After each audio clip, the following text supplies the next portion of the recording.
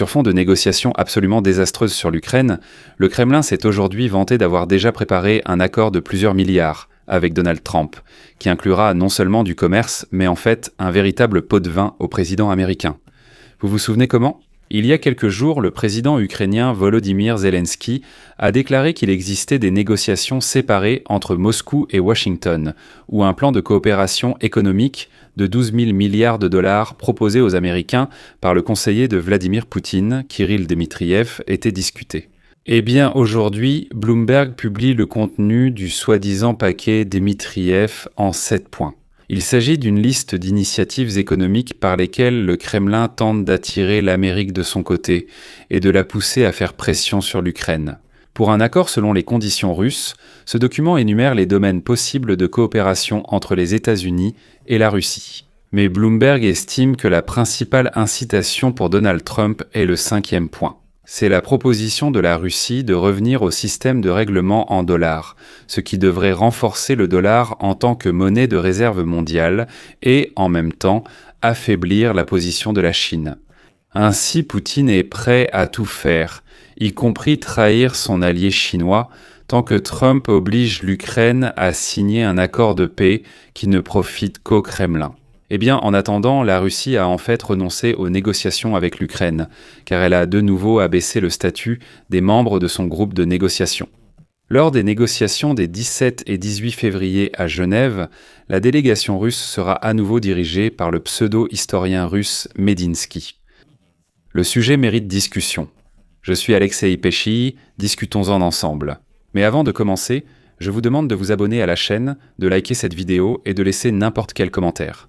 De plus, abonnez-vous à ma chaîne Telegram Pesci News. Le lien se trouve dans la description de cette vidéo. Alors, aujourd'hui, Bloomberg a présenté ce fameux dossier de Kirill Dmitriev, c'est-à-dire le plan de coopération économique et commerciale entre la Fédération de Russie et les États-Unis d'Amérique pour 12 000 milliards de dollars.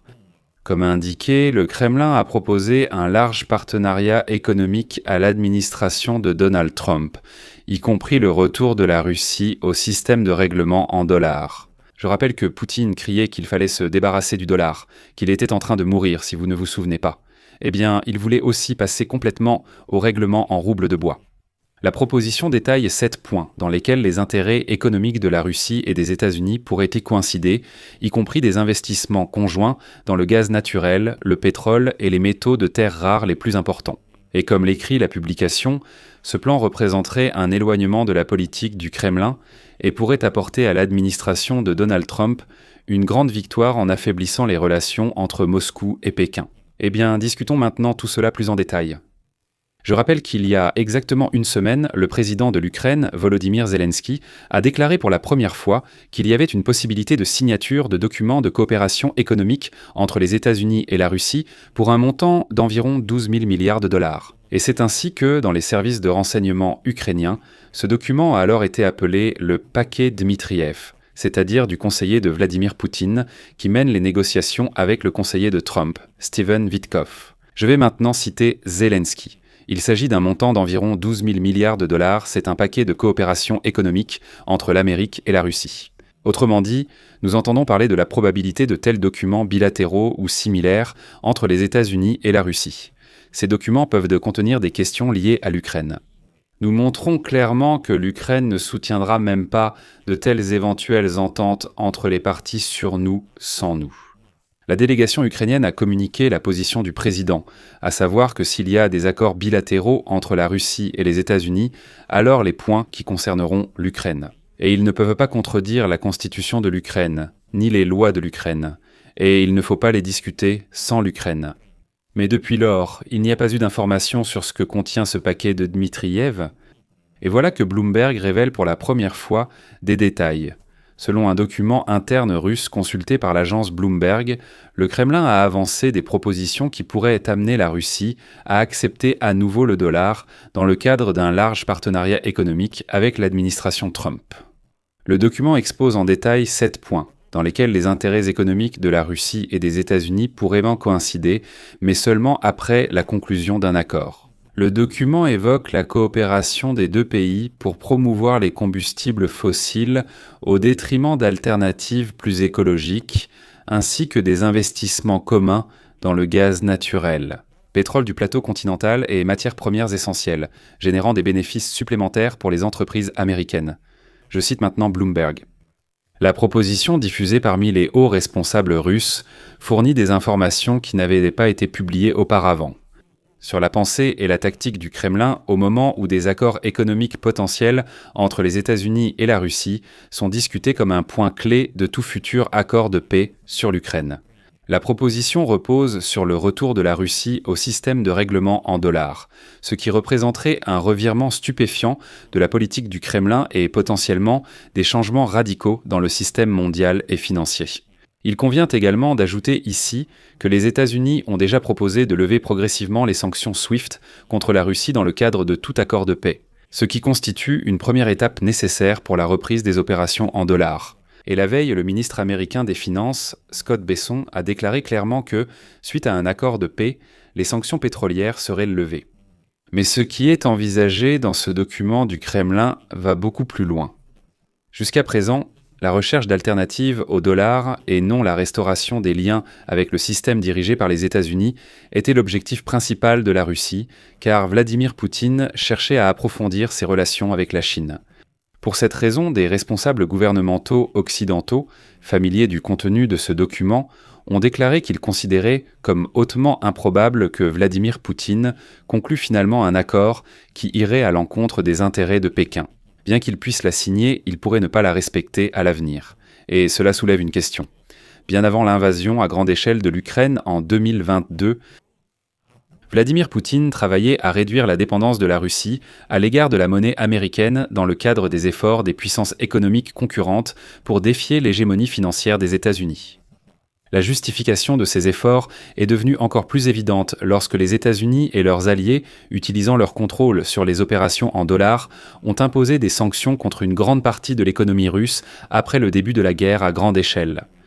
Depuis lors, Moscou tente de développer le commerce dans des monnaies et des systèmes alternatifs, en particulier avec la Chine et des pays comme l'Inde.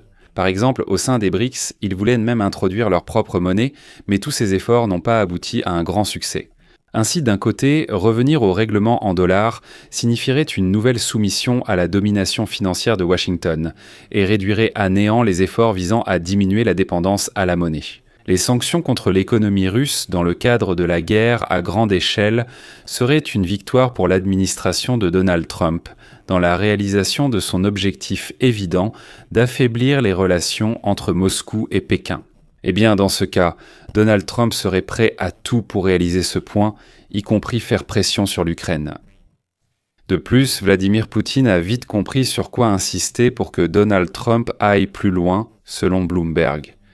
D'autres détails du plan sont également conçus pour correspondre aux ambitions de Donald Trump dans d'autres domaines.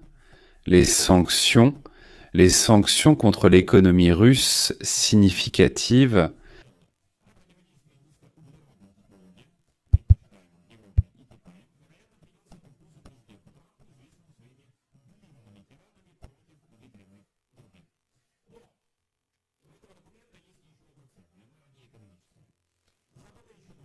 Guerre à grande échelle. Ils ont déclaré que certaines propositions ont été spécialement conçues pour approfondir les divergences entre les États-Unis et les alliés européens de l'Ukraine.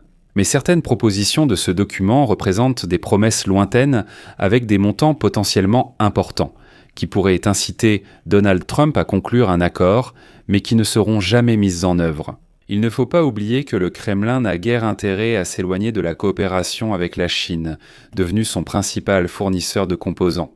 Et si des sanctions à grande échelle sont imposées à l'économie russe, des sanctions à grande échelle. Cependant, le document affirme qu'un retour au système du dollar permettrait à la Russie d'élargir son marché d'échange et de réduire la volatilité de sa balance des paiements. Pour les États-Unis, une telle mesure renforcerait encore la position du dollar en tant que monnaie de réserve mondiale et pourrait réduire le déséquilibre commercial mondial en alignant les prix de l'énergie entre la Chine et les États-Unis. Des sanctions contre l'importante économie russe, une guerre à grande échelle.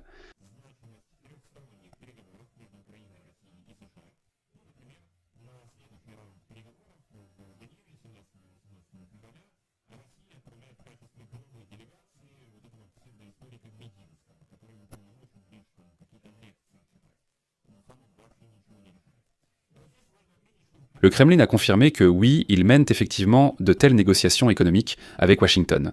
Aujourd'hui, le porte-parole du Kremlin, Dmitri Peskov, a déclaré ce qui suit. Je cite : « Un groupe travaille sur les questions économiques de notre côté.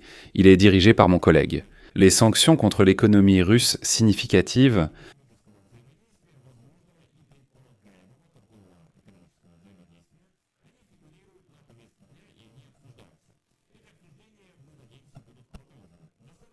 À grande échelle, ces informations révèlent des points clés.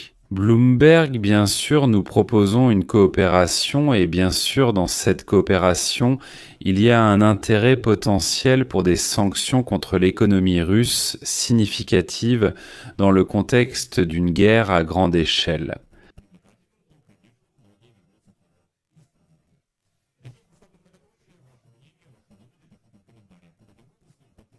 Cliquez sur la cloche et n'oubliez pas de mettre un like. Si cet épisode vous a paru intéressant et utile, vous pouvez soutenir le travail de notre chaîne par un don ou un abonnement via les liens et coordonnées dans la description de cette vidéo. Merci d'avance pour votre soutien. C'est tout pour aujourd'hui, prenez soin de vous, à bientôt sous-titres.